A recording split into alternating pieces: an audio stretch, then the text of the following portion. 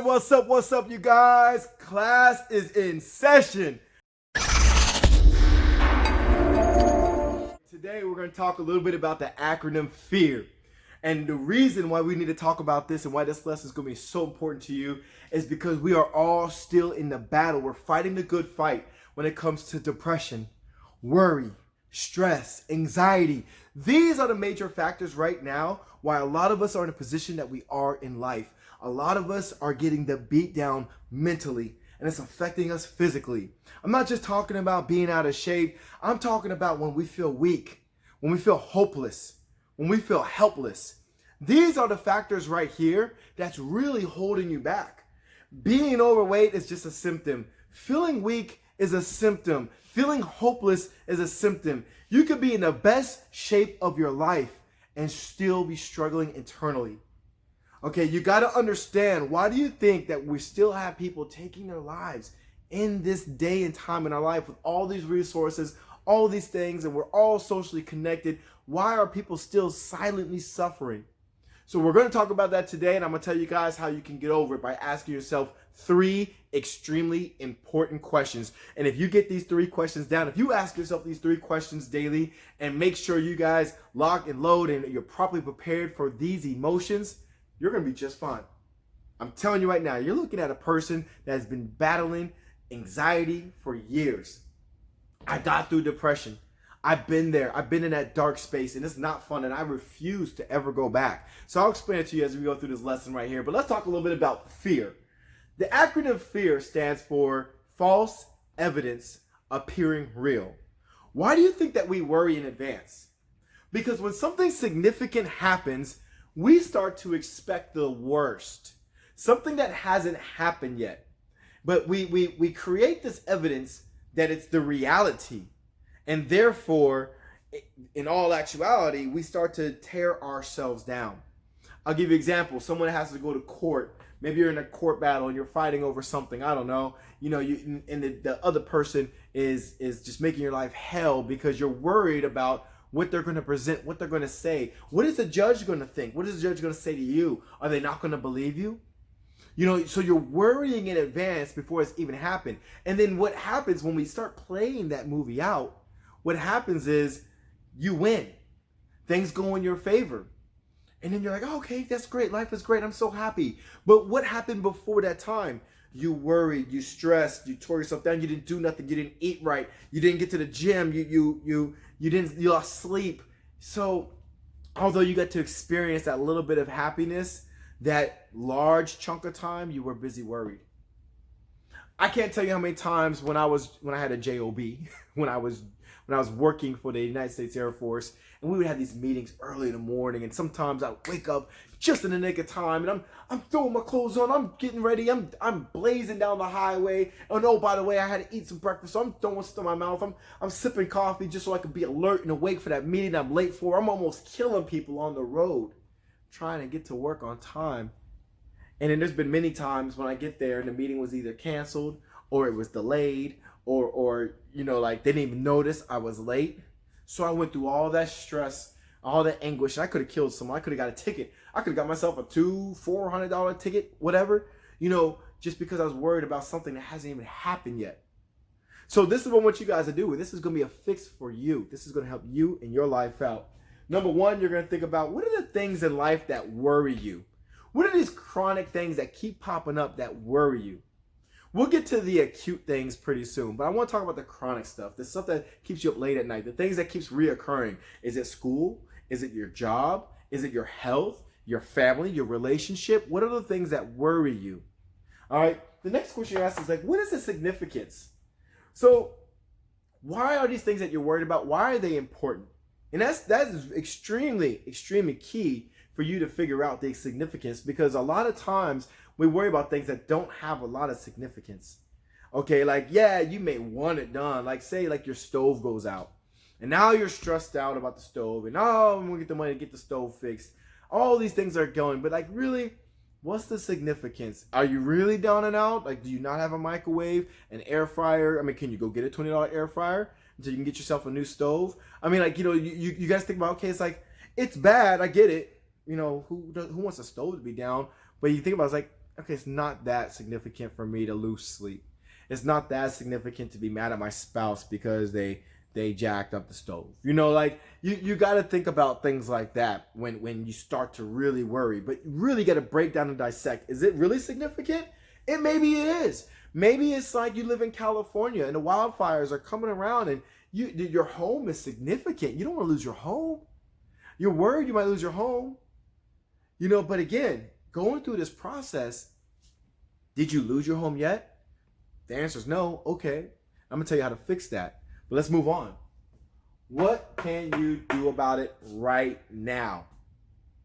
Most times the answer is nothing. Most times it's nothing.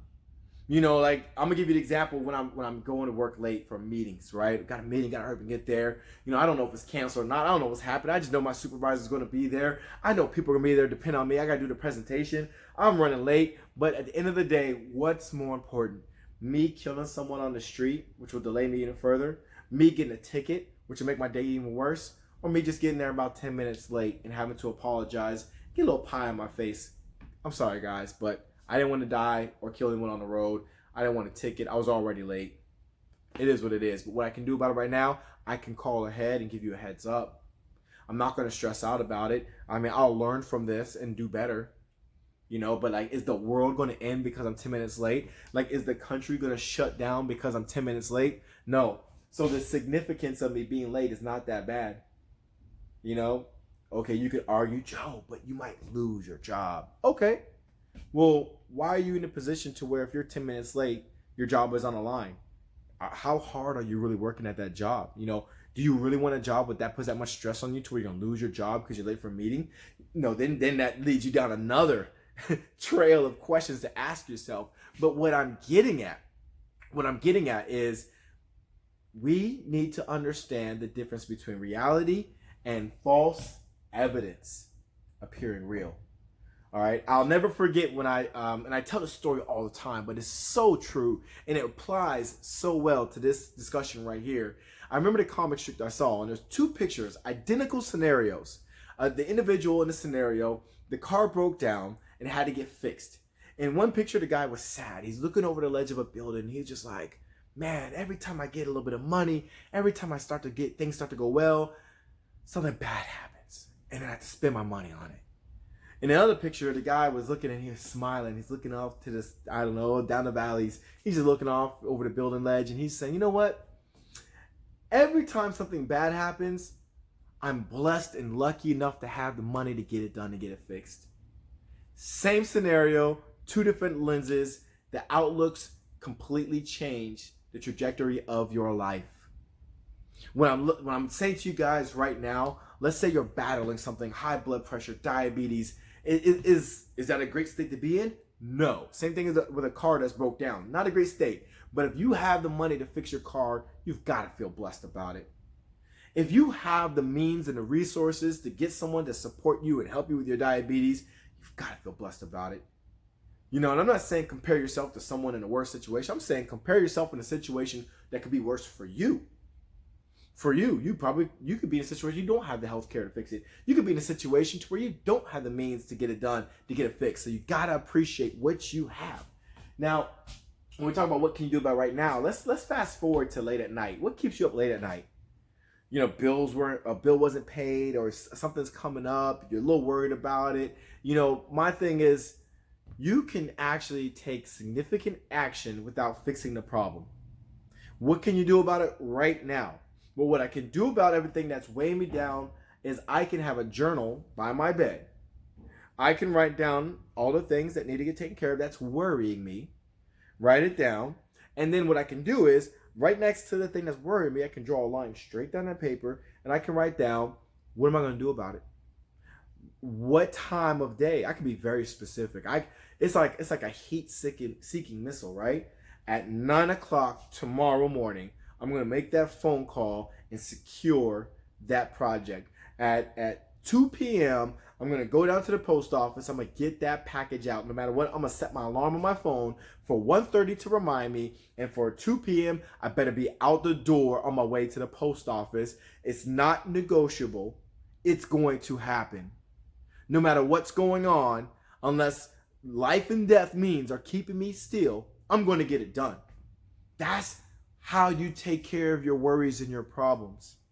You know, when you think about things that haven't happened yet and you paint a terrible picture, what happens is you created your own stress. You are the creator of your anxiety. You're the creator of your depression. I remember when I was going through a divorce in my relationship, and I was saddened because I felt like I wasn't going to be able to rebuild and come back. I lost a home. I had a car repossessed. My bank account was negative. I wanted to be with someone to care about me, to call, to lean on. I was like, am I ever going to find a real relationship like that again? I kept on running into dead ends, finding people who just weren't the right fit for me. I hated it. I hated being single again. It was terrible. And that depressed me. But I was thinking about it like, come on now. There's billions of people in this world. Do you really think you can't find one person that's going to be good for you? You know, so I had to really look at it from a different outlook, different lens. And what was most important? What was most important was getting back on my feet, not bringing in a person in there to where I couldn't take care of them anyway. I needed to think about, okay, how am I going to rebuild my life? What do I need right now? Well, I had shelter at the time, so wasn't in a rush to get another house, so that's good, okay. Don't worry about that. I had a car. I had another car, the one that wasn't repossessed. Okay, I got transportation. Let's just work on getting your bank account back to where it needs to be. Do we need a credit repair person? Do we need someone like a financial advisor? You know, like, do I have resources where I can reach out to people? That, my friends, is what I need to be thinking about and taking action on. And when you start making progress, dopamine is stimulated. And what happens is when it's stimulated, it lets you know you're on the right track. You're making progress. Your life may not be perfect, but you're on the right track. You need to stay the course. Life isn't perfect. We weren't designed to be perfect. All right, but we were designed to grow, all right, and progress. That's what we're designed to do. What I want you to do is I want you to start taking extreme ownership of everything that happens in your life. Why?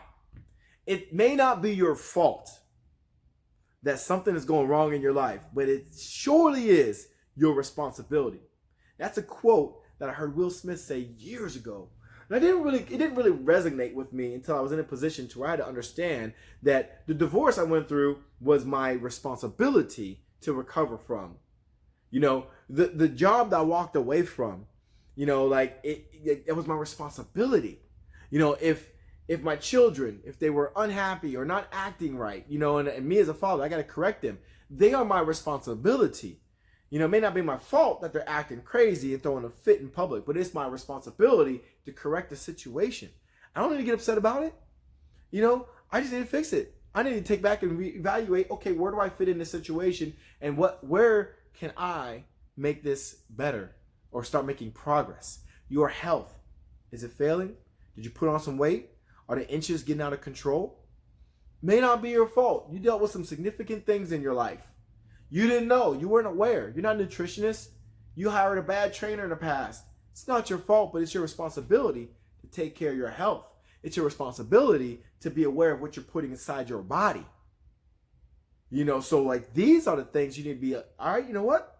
I take full responsibility for my body, my health, and I understand that people depend on me, and I need to be in the best shape of my life. Not because I want to fit in those jeans, but because I need to be healthy for the people who love me and depend on me. It's that important.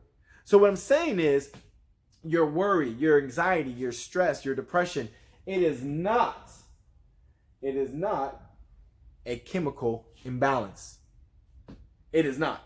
That is not what you're dealing with. So when you go see a physician, you go see a doctor, if the first thing out of their mouth is, I'm going to go ahead and just prescribe you some medication because you're really depressed. You're like a professional at worrying. So I'm going to go ahead and calm your butt down and stick some chemicals or medications, what we like to call it, to really just balance things out. And I get it, y'all. I'm not judging you if that's what you've done in the past. Totally get it. But what I'm saying is that's putting a Band-Aid on a bigger problem. What they're doing is they're treating a symptom. They're not treating the problem. So if you are that far off the edge and you need it, by all means, do what you got to do for your health to start rebuilding. But you cannot just take the medication and think like, okay, things will get better in time. Just let time pass. That's not the answer. The answer is, what are you going to do about it? What are you going to do about it? You know, you can be this all day long and feel bad for yourself and keep letting it reoccur. Forget about it, then you're happy. But then when you start thinking about it again, next thing you know, you're back to there. So now it's chronic. It just keeps coming back, keeps recurring. It's like my back injury, right? It's like, I understand it's there. The bulging discs, they're still bulging. I still got arthritis in my spine. Okay. And it's chronic. It keeps coming back. If I keep doing certain things that's going to trigger that pain, well, guess what? This will be me. But what I want to be is determined. I want to be juiced. I want to be excited. What am I going to do about it now? Well, I'm going to get some deep tissue therapy, which I get every week. Every week I go get deep tissue therapy, icing my back even when it's not in pain, being aware of the movements that I do when I exercise, being aware of the food that I eat not causing inflammation internally, detoxifying my body, clearing those cells of any kind of pollutants, those intruders that come in our body that want to rob me of my energy and rob me of my health. I'm determined to make it happen. I'm determined to fix my health because I am owning my responsibility to be healthy for my children, my wife, my family, my friends, for you. I have to be at my best A game possible. I can't allow it to hold me down and walk around like this guy because people depend on me to be on the up and up. I'm top shelf, baby.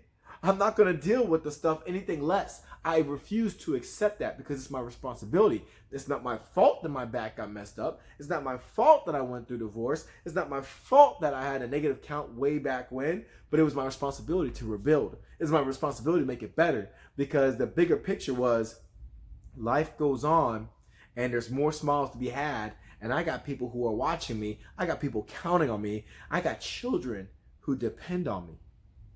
So you best believe it's extreme. I'm going to take extreme measures for whatever situation that I'm in. And that, my friends, that right there, when we think about the fear factor, right? When we think about that, I refuse to worry. My first thought in my mind is, what am I going to do about it? Okay, this happened. This is coming up. This is pending. I haven't spent enough time taking care of it. What am I going to do about it to make it better?